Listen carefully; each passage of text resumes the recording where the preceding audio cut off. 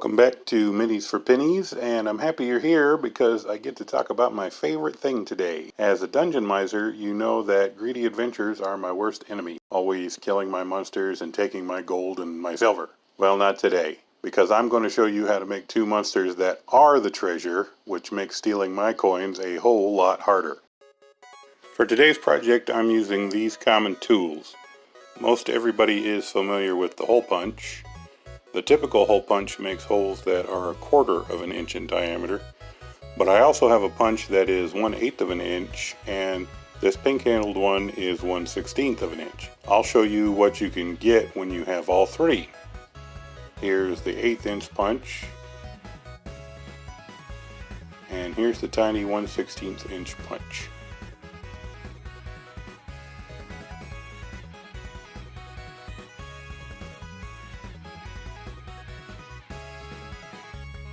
Here's the 1/4 inch punch.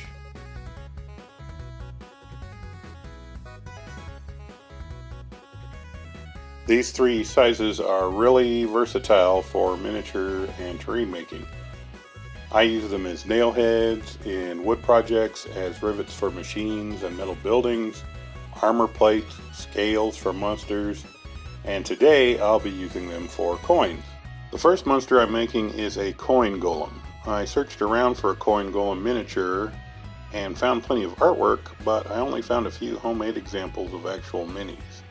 To start, grab a food box for the cardstock, like a box of crackers or a box of cereal, something like that.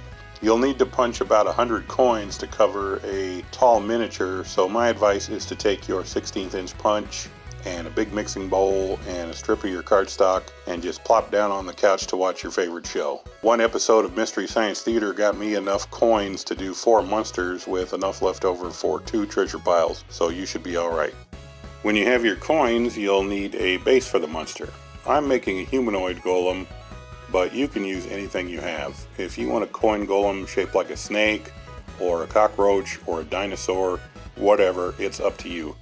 I'm going to use this cheap pirate miniature because I like his saber and his sword combination. These cheap plastic toys can be smooth and slick, so to help your coins stick, first prime your miniature with some Mod Podge.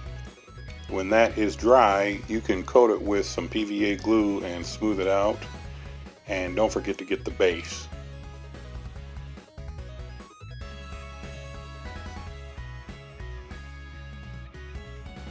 And when you've got that covered, spoon your punch out coins over the mini as evenly as you can, and then shake off the extra ones. You probably won't get 100% coverage on the first try, but don't let that stress you out. Let the glue dry with what you have for a few hours, then coat what you have with another layer of the Mod Podge. When that's dry, you can go back and put more glue in the blank areas, then sprinkle with more coins. I also suggest adding some other treasures to the base if you like.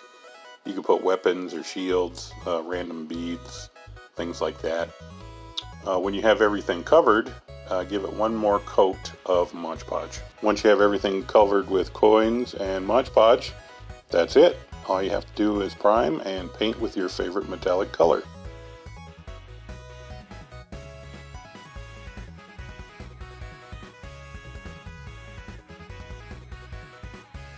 I did one in gold with silver coins picked out and one straight silver. This guy was made from a cheap ninja covered with coins. The price is very good on these. It was 6 pennies for the miniature, a penny for the art supplies, and a penny for the base. The cardstock was free, so 8 pennies each, or 12 for $1. This next treasure monster is based on a book I read when I was a kid called The Pillars of Pentagarn. As part of the story, a female elf thief falls into a trap because of her greed and becomes an undead monster covered with treasure.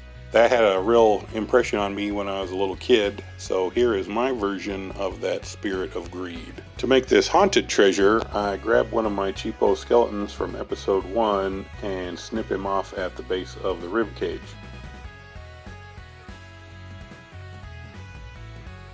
I need to drill a hole in the bottom for a paper clip to stand him on.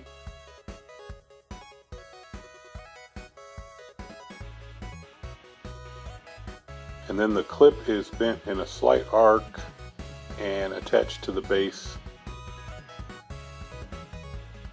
And then the skeleton gets glued to the top.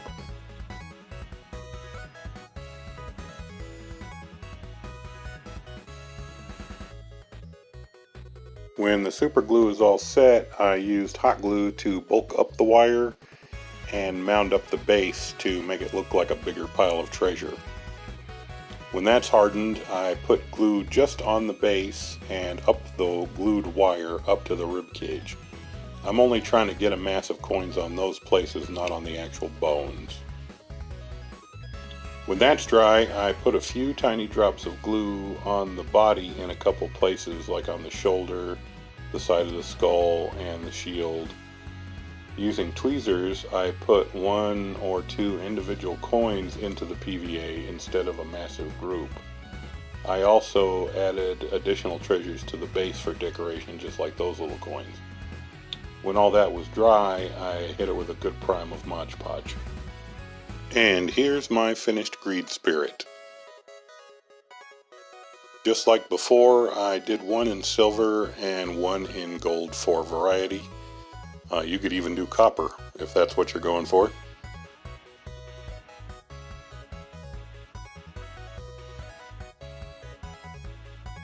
And it was 8 pennies for the skeleton, a penny for the base, and a penny for the art supplies, so 10 pennies each, or 10 for $1. Now I'm all ready to teach those thieving dungeon crawlers a lesson about their sticky fingers. I also had a few coins left over after the project, so I made some easy treasure piles to go with my monsters. And of course those are only about 2 pennies each to make. They're just little bits and pieces, so very fun, very easy, and they look great. I hope you liked this episode and gave you lots of ideas for making your own cheap treasure piles and treasure monsters. Let me know if you like gold or silver better in the comments, and don't forget to like and subscribe for money-saving miniature projects every week. Thanks so much for watching, and I hope you keep pinching those pennies.